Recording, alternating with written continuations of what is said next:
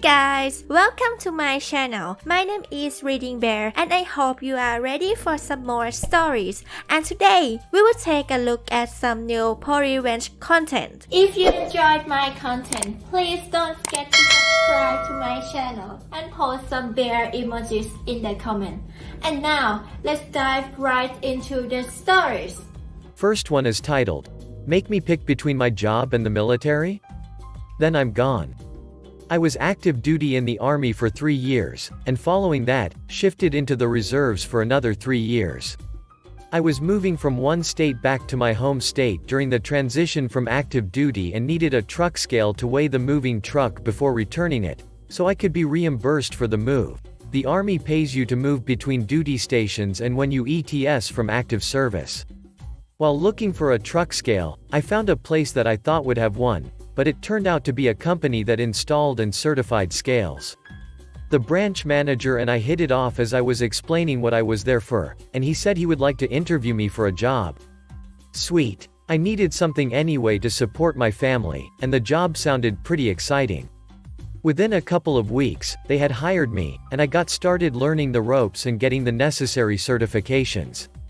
Things went well and I became one of the go-to guys when they needed some of the more intricate work done.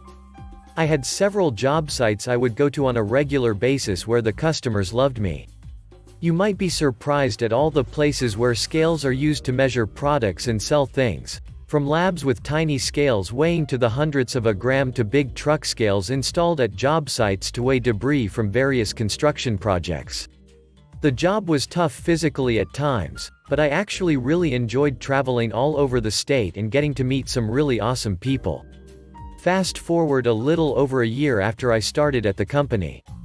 Things had been going really good, and I was going to school in the evenings to get some education and further my career.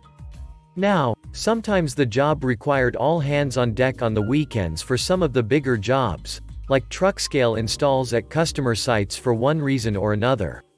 Normally this was fine, and there had never been an issue for me working the weekend, unless I had drill with my reserve unit, but the company was fine with that as long as I got the needed paperwork from my unit listing the dates I would be drilling. This all changed at the end of May after I had been at the company for over a year. I had requested time off over the Memorial Day holiday weekend to take my wife to Myrtle Beach as a late honeymoon. The weekend before that, I had drill and so was also unavailable for work. The Thursday before these back-to-back weekends, which had been understood to be weekends I would not be available, my boss called me after I had left the shop for my jobs for the day. "Boss. Hey, I need you to tell me which of the next 2 weekends you will be able to work. We have 2 big jobs, and we need everyone available." Me. You know I have drill this weekend, and you already approved me being off next weekend to go out of town. Boss. Well, I need you at one of these jobs. So which one will you be in for? Me.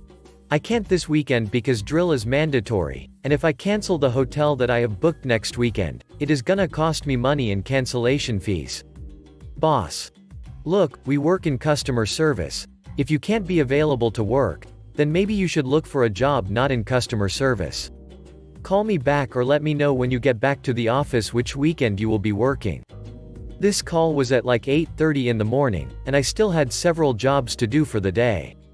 I called my partner and told her what happened and that I might just quit. She said I should do what I thought was best and maybe it would be good to be able to focus on school more and try to find something where they were not going to treat me like that. I spent the rest of the day contemplating what to do, and by the time I got back to the office that afternoon, I had made up my mind. I walked into the boss's office. Me. I thought about what you said this morning, and you were absolutely right. I quit. Boss. Whoa, don't be hasty. I can work it out so you are good the next couple of weekends and don't have to worry about the jobs.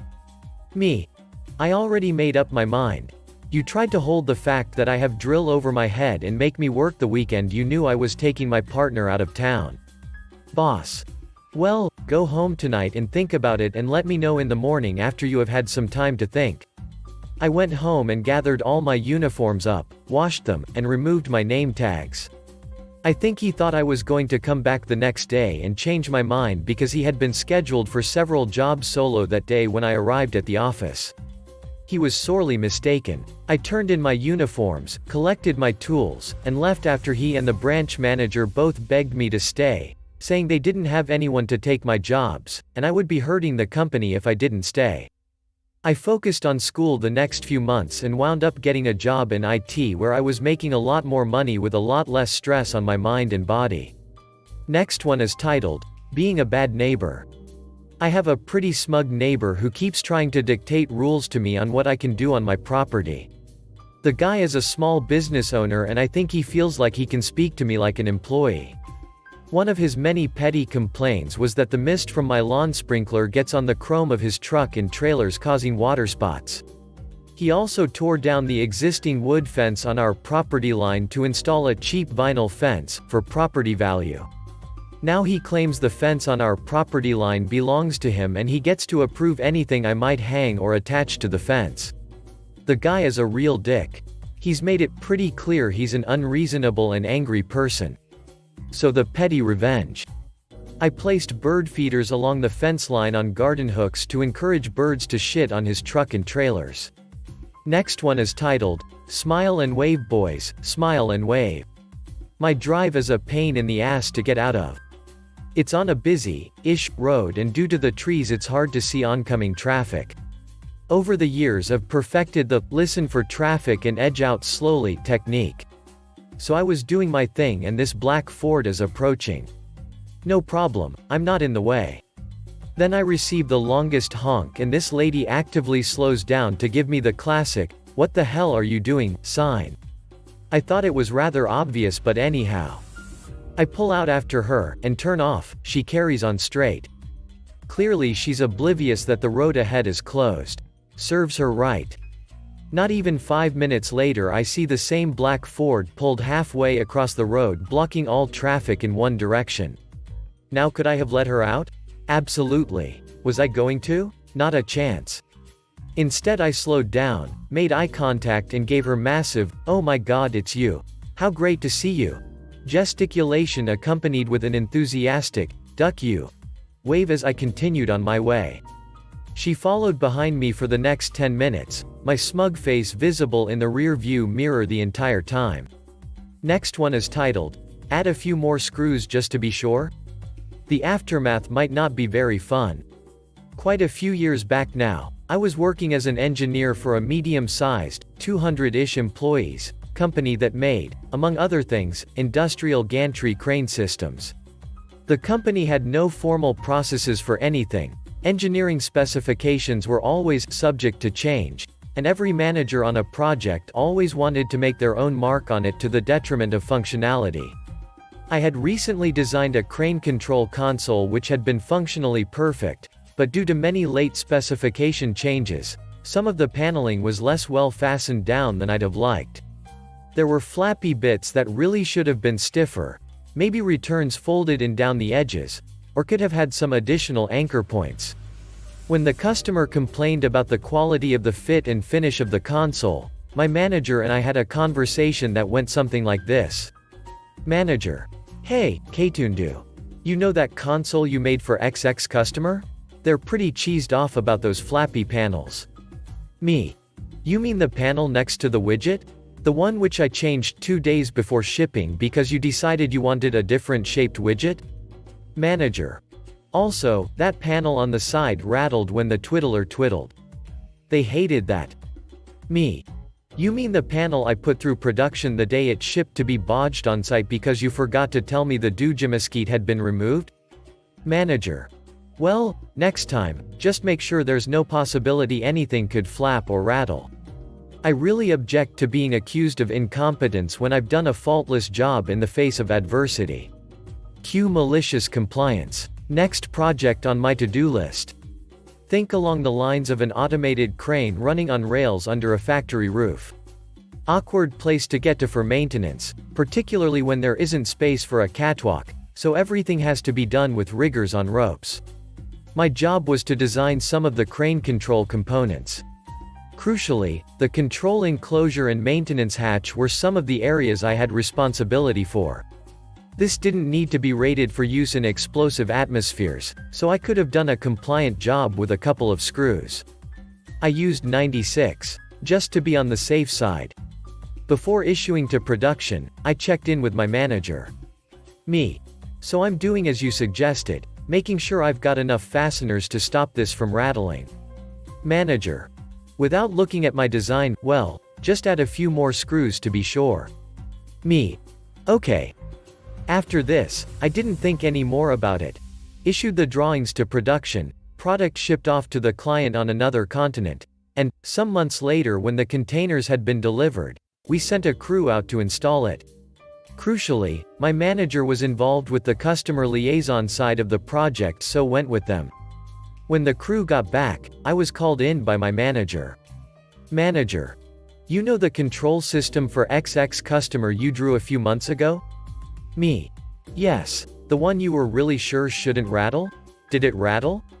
Manager.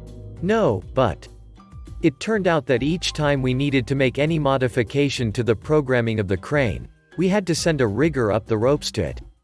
This was expected. However, rather than whipping out a couple of screws on the front panel, the rigger had to remove the best part of 100 screws on 4 sides of the crane. This maneuver took the best part of 45 minutes rather than the 2 it should have taken. To make things worse, the O&M manual for the crane stated that it could only be operated when all covers, cowlings, fairings, and fixings were in place. This meant that after any small modification, the whole thing had to be reassembled, another 45 minutes, before the effectiveness of the modification could be assessed. This meant the whole calibration and acceptance testing process took nearly a week rather than a few hours. Next one is titled, Want to pay for something that doesn't need to be fixed? We'll gladly take the money. I work in a very small authorized Apple service provider, which basically means we do all of the same stuff as Apple regarding repairs and retail. I am the only female in the store who is licensed to do consultations and upfront diagnoses on MacBooks and other Apple devices, which, as you can imagine, can lead to a lot of uncomfortable conversations with individuals who don't think I am capable of doing my job. A week ago, a man came in with an early 2015 MacBook Pro that was having issues with the mouse freezing every few seconds, making it practically unusable. The man insists that the problem is derived from the display freezing and had nothing to do with the rest of the system. As is protocol, I recommend to him that we need to do a $99 out of warranty diagnosis on the computer, as this issue is usually caused by a faulty or degrading SSD, which is quite common for this particular model.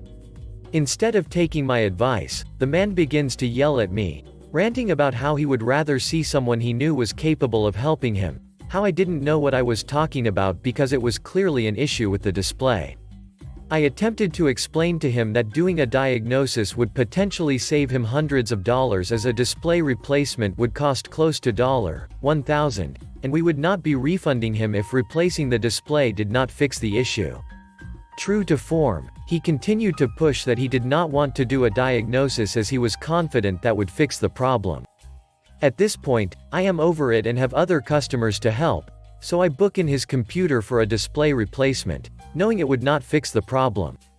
He pays, still ranting about the fact he didn't get to see a real technician, and leaves. We fit the part, and as expected, upon boot up, the mouse is still freezing. We call him and explain that the issue is still persisting and that we would need to do a full diagnosis along with a likely SSD replacement. After much complaining, he agrees and goes ahead with the remaining repair, costing him another $300 or so. Lo and behold, as soon as it boots up with the new SSD, it is working perfectly. Customer returns, only to be greeted by yours truly. I go get his computer from the back and explain with a massive smile on my face. Well, as you may be aware, the issue was due to a failing SSD and not the display, as I mentioned it may have been during our last consultation. Since we replaced the SSD, your computer will be running much faster now and should last you another few years. Regarding the display, since you insisted we didn't do the diagnosis during the initial booking, the display fee cannot be refunded. While telling him this, he doesn't ask questions, He kept his head down in shame as he paid what could have been the original price if only he had listened to my advice. Last one is titled, Simple, Satisfying, Petty Revenge. I'm watching my neighbor's house, feeding their cats for a couple days while they're out of town. For the last couple mornings I've seen a chihuahua, with no collar, running around loose. This morning, that chihuahua shit on my neighbor's lawn. Of course, no person around to be responsible and pick up after their ugly little rat. I shooed it off as it growled and barked at me, and heard somebody calling for it as it ran to a house a few doors away. I used a stick to scoop its shit onto a leaf, and then proceeded to fling it across their lawn. I'm considering leaving a note about how if they continue to let their dog out to shit where it wants, the shit will promptly be returned to their doorstep instead of the lawn. For now, I'm extremely satisfied with this petty revenge. Thanks for listening.